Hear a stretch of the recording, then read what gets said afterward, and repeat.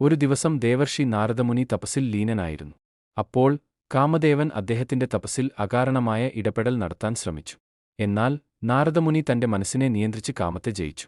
അതിനാൽ തന്റെ കാമജയത്തെക്കുറിച്ച് അദ്ദേഹം അഭിമാനിക്കാൻ തുടങ്ങി. അഹങ്കാരത്തോടെയുള്ള നാരദമുനി വിഷ്ണു ഭഗവാന്റെ സന്നിധിയിൽ ചെന്നു പറഞ്ഞു, പ്രഭോ, ഞാൻ കാമദേവനെ തോൽപ്പിച്ചു. ഇനി എനിക്ക് കാമത്തിനോ മായ്ക്കോ അടിമയാകേണ്ടി വരില്ല.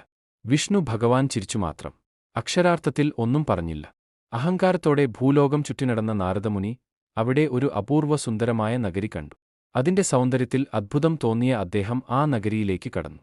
അവിടെ വലിയൊരു ആഘോഷം നടക്കാൻ പോകുന്നത് മനസ്സിലാക്കിയ നാരദമുനി രാജാവിനോട് ചോദിച്ചു, മഹാരാജാ, ഈ നഗരം ഞാൻ ഇതുവരെ കണ്ടിട്ടില്ല, ഇവിടെ എന്താണ് നടക്കുന്നത്? രാജാവ് മറുപടി പറഞ്ഞു, പ്രഭോ, എന്റെ മകളുടെ സ്വയംവരത്തിനായാണ് ഈ മഹോത്സവം. ദയവായി അങ്ങ് വന്നു ആശീർവാദം നൽകുക. രാജകുമാരിയെ കണ്ടപ്പോൾ നാരദമുനി അവളുടെ സൗന്ദര്യത്തിൽ ആകർഷിതനായി. അതുവരെ മോഹത്തെ ജയിച്ചെന്ന അഭിമാനം ഒട്ടും നഷ്ടപ്പെട്ടില്ലെങ്കിലും രാജകുമാരിയെ സ്വന്തമാക്കാൻ താൽപ്പര്യപ്പെട്ടു.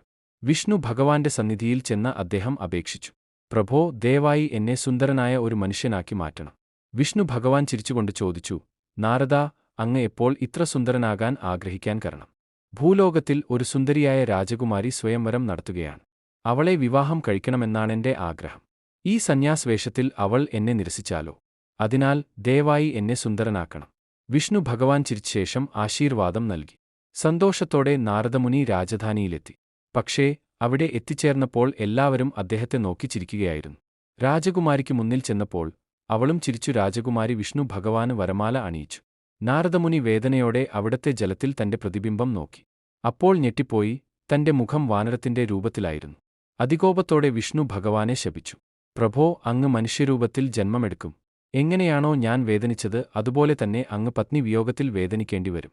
ഏത് വാനര രൂപമാണോ ഈ വേദിയിൽ ഹാസ്യമായത് അതേ വാനരന്മാരോട് സഹായം തേടേണ്ടിവരും. അങ്ങനെ ശപിച്ച് നാരദമുനി അവിടെ നിന്നും പോയി.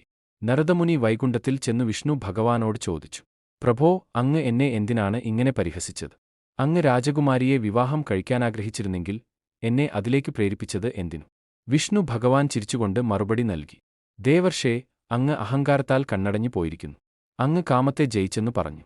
പക്ഷേ കാമത്തെ ജയിച്ച ഒരാൾ എങ്ങനെ ഒരു രാജകുമാരിയുടെ സൗന്ദര്യത്തിൽ ആകർഷിതനാവും? അങ്ങ് ആ നഗരിയിലേക്ക് വീണ്ടും നോക്കൂ. നാരദമുനി നോക്കിയപ്പോൾ നഗരി എല്ലാം ഇല്ലാതായി, പകരം കാടുകളും മലകളും മാത്രം.